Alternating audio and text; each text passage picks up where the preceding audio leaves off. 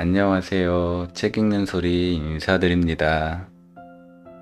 한 주의 시작 월요일에 다들 어떠셨나요? 월요병이나 새로운 시작 같은 말이 우리에게는 포함되지 않기를 바라봅니다. 오늘도 새로운 책을 가지고 왔어요. 토네이도 미디어 그룹에서 펴낸 책인데요. 30과 40 사이라는 책입니다. 이 책은 오구라 히로시 님이 지으셨고요. 박혜령 님이 옮기셨습니다. 일본 책 특유의 짧은 설명이 책장을 술술 넘기게 쓰셨는데요. 그럼에도 담아두고 싶은 내용이 참 많은 책인 것 같습니다. 책 속에서 저자는 우리가 배움의 20대를 보냈다면 30대를 본격적으로 인생이 펼쳐지는 시기라고 말합니다. 30대는 진검승부가 펼쳐지는 나이인데 이 진검승부에서 승리하고 나아갈 수 있는 방법들을 이야기합니다. 저자는 이 책을 쓰기 위해서 3만 명에게 인터뷰를 했다고 하니 그런 부분이 책을 읽는 구독자에게 공감대를 많이 형성하게 되는 것 같습니다. 30과 40 사이에 우리가 가장 먼저 해야 할 일들을 알려주는데요. 땅바닥을 보며 고민의 답을 찾기보다는 고개를 들어 하늘을 보는 것이나 성공한 사람들은 고민을 해결한 사람들이 아니라 고민을 있는 힘껏 푸른 하늘에 던져버린 사람이라는 이야기는 참 많은 공감이 되었습니다. 이 책에서는 30에는 몰랐지만 40에 되어서야 알게 되는 것들도 소개를 하는데요. 누구에게나 호감의 모습으로 다가가려고 노력하는 모습들, 그리고 약점을 볼 필요도 있다는 부분이라던가 막연한 긍정 마인드로 나에겐 나쁜 일은 없을 거야 라고 했다간 나쁜 일이 다가온다는 주장 등이 그렇습니다. 결과적으로 자기계발이라는 것은 30대 뿐이 아니라 어느 연령대에서든 필요하다고 생각이 듭니다. 새해가 되어 자기계발의 목표가 있으신 분이라면 한번 보시면 참 좋을 것 같아요. 그럼 책 내용으로 들어가기에 앞서 여러분의 구독과 좋아요는 영상을 만드는 저에게 크나큰 힘이 됩니다. 그럼 책 속으로 같이 들어가 보실까요? 땅만 보고 걷는 자 결코 멀리 가지 못한다. 땅을 보면서 걷다가 문득 고개를 들어보니 30을 지나고 있지는 않은가? 그러고는 또다시 고개를 푹 숙인 채 가던 길을 계속가고 있지는 않은가? 걱정하지 마시라. 이 시대를 살아가는 많은 사람들이 그렇게 길을 걷는데 익숙하다. 나 또한 그런 포즈로 수천 킬로미터를 걸었던 적이 있다. 아직 너무나 젊은 탓에 하여 너무나 눈부신 탓에 하늘보다는 바닥을 보며 걷는 것이다. 희망과 기대, 설렘을 바라보기보다는 절망과 좌절, 걱정과 고민을 외투처럼 껴입을 수밖에 없는 나이가 바로 30쯤이다. 하지만 한 가지를 명심하라. 땅만 보고 걸으면 멀리 가지 못한다는 사실을. 인생이란 먼 길을 가려면 구두끈을 단단히 조일 때를 제외하고 결코 허리를 굽히거나 고개를 숙여서는 안 된다는 사실을. 그리고 생각해보라. 당신이 20대에 가졌던 걱정이나 고민들 가운데 실제로 지금 당신의 삶에 중요한 영향을 끼치고 있는 것들이 과연 얼마나 있는가? 도쿄 대학에서 실시한 실험에 따르면 사람이 20대에 깊이 천착했던 고민들 가운데 가치가 있는 것은 겨우 5%에 지나지 않는다고 한다. 걱정거리의 95%는 삶에 어떤 영향도 주지 않았으며 실제로 일어나지도 않은 채 기억의 뒤편으로 사라졌을 뿐이다. 지금 와서 생각해보면 결코 고민할 가치도 없었던 것들은 무엇인가? 라는 질문에 실험에 참가한 30대에서 40대 응답자들은 다음과 같은 것들을 꼽았다. 명문 대학에 진학하지 못했다는 고민, 부모님의 조기 사망에 대한 두려움, 대학 졸업 후 진로에 대한 걱정, 88만 원 세대로 전락할 것 같은 불안감, 적성과 꿈에 맞지 않는 직업을 선택할 것이라는 압박감, 나를 도와줄 사람이 별로 없다는 외로움, 결국 언젠가는 애인과 헤어질 것이라는 막연한 느낌, 암에 걸릴 것이라는 공포, 어렵게 입사한 회사가 도산할지도 모른다는 부정적인 생각, 40살이 넘으면 구조조정을 당할 것이라는 두려움, 호감을 주지 못하는 외모 콤플렉스. 어떤가?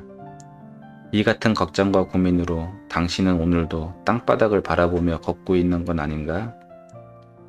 미안하지만 이러한 문제들은 실험 결과에서도 알 수 있듯이 전혀 고민할 가치가 없는 것들이다. 만일 이 같은 문제들이 30의 길목을 지나고 있는 지금까지 여전히 고민할 가치가 있는 것들이라면 세상은 극심한 혼란과 두려움에 휩싸여 하루하루를 고통 속에서 보내고 있을 것이다. 하지만 주위를 둘러보라. 30대의 젊은 나이에 또는 40대에 눈부신 인생을 살고 있는 사람들이 발견될 것이다. 그들은 20대의 어깨를 짓누르던 이 같은 문제들을 모두 해결한 것일까? 결코 그렇지 않다. 앞에서도 설명한 바와 같이 20대에는 누구나 쓸데없고 고민할 가치가 없는 문제들을 껴안고 산다. 학교에서는 배울 수 없는 어른이라는 세계 앞에 느닷없이 발가벗겨져 던져졌기 때문이다. 그리고 그때부터 진짜 인생이 시작된다. 어떤 사람들은 벌거숭이 20대를 지나 30에 진입하며 현명함의 옷을 차려입는다. 반면에 어떤 사람들은 계속 벌거숭이로 지낼 뿐이다. 모든 성공과 실패가 바로 여기에서 판가름 난다. 즉, 당신이 갖고 있는 고민의 95%에는 해답이 없다. 따라서 그러한 고민들에 직면했을 때는 답을 구하는 것이 아니라 그런 고민 자체에서 벗어나야 한다.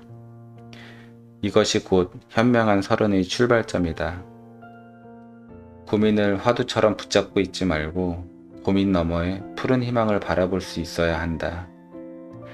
30과 40 사이에 당신이 가장 먼저 해야 할 일은 땅바닥을 보며 고민의 답을 찾기보다는 고개를 들어 하늘을 보는 것이다.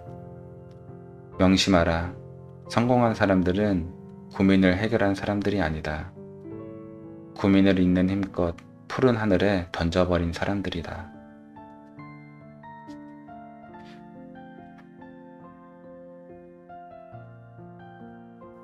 리프레이밍이 기술을 익혀라. 만일 당신이 상사에게 실수를 지적받고 야단을 받았다고 하자. 그러면 당신은 먼저 당신의 잘못을 인정할 것이다. 그리고 상사의 질책에 사과를 하고 곧 침울해질 것이다. 자, 여기서 질문 하나를 던져보자. 당신은 왜 우울한가? 오구라 씨, 그걸 질문이라고 하십니까? 당연히 상사에게서 불호령을 맞았으니 우울한 거죠. 아마도 당신은 이렇게 대답할 것이다. 하지만 사실은 그렇지 않다. 상사의 지적을 받아 우울한 것이 아니라 당신 스스로 우울한 반응을 선택했기 때문이다. 결코 상사 때문에 우울한 것이 아니다. 이는 매우 중요한 의미를 함축하고 있다. 주위를 둘러보라. 상사에게 야단을 맞아도 휘바람을 부는 동료도 있다. 물론 매일같이 상사에게 질책을 당함에도 불구하고 아무렇지도 않게 생활하는 사람이 있다면 그는 무능한 사람이다. 그는 결국 머지않아 짐을 싸서 회사를 떠나게 될 것이다. 따라서 그런 사람은 예외로 하자.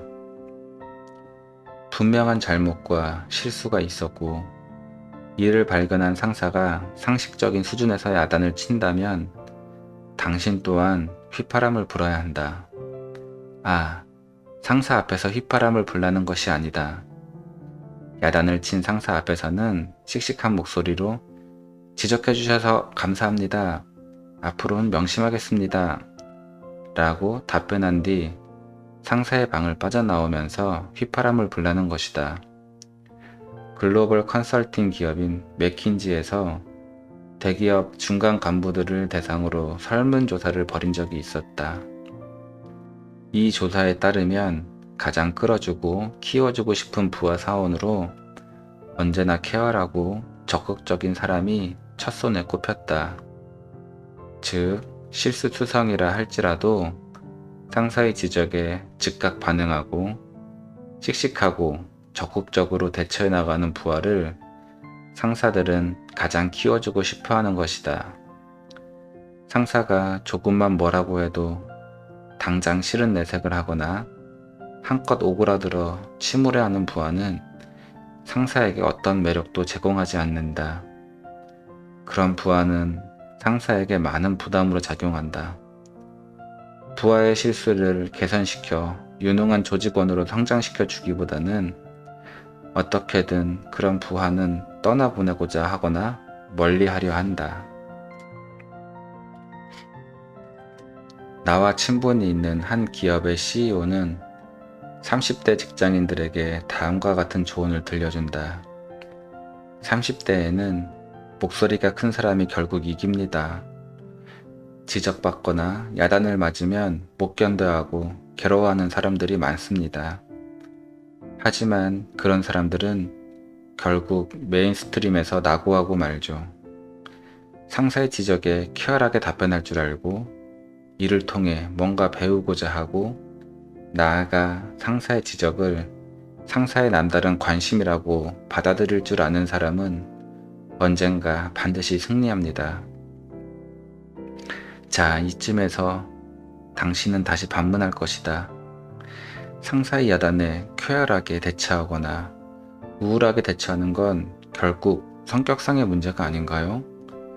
타고난 낙천가도 있고 좀 부정적이고 비관적인 사람도 있기 마련이니까요. 물론 당신의 말도 일리가 있다. 하지만 안타깝게도 세상 모든 직장은 결코 조직원 개개인의 다양한 성격을 일일이 배려하지 않는다. 조직에 맞는 성격만을 대우할 뿐이다. 많은 젊은 직장인들이 이 중요한 사실을 간과하곤 한다. 심리학에선 리프레이밍, 관점의 전환이란 용어가 있다. 이는 대처 기술이라고도 한다. 리프레이밍은 후천적 훈련을 통해 성격을 변화시킬 수 있는 효과적인 기술이다. 새카만 안경을 쓰고 보면 세상이 암흑처럼 보인다. 그러나 밝은 핑크색의 안경을 쓰면 세상은 핑크색이 된다. 안경의 렌즈를 바꾸듯 당신 또한 세상을 바라보는 그리고 자신을 바라보는 관점을 리프레이밍 해보면 어떨까? 리프레이밍에 따라 이 세상의 색깔을 당신이 원하는 색깔로 물들일 수 있다. 30대에 꼭 해야 할 일이 있다면 리프레이밍의 기술을 익히는 것도 그들 가운데 중요한 훈련이다. 세상을 바라보시는 여러분의 색깔은 어떠신가요? 세상이 암흑 속인가요? 아니면 핑크빛 세상인가요? 내가 바라보는 세상은 세상이 그런 것이 아니라 내가 그렇게 보고 있었다는 것을 다시 한번 생각하게 됩니다. 우리가 바라보는 세상이 아름답고 편안한 세상이면 좋겠습니다. 그럼 오늘 하루 고생하신 여러분 수고 많으셨고요. 저 책 읽는 소리도 이만 물러나겠습니다. 오늘 저녁도 편안한 저녁 시간 되세요.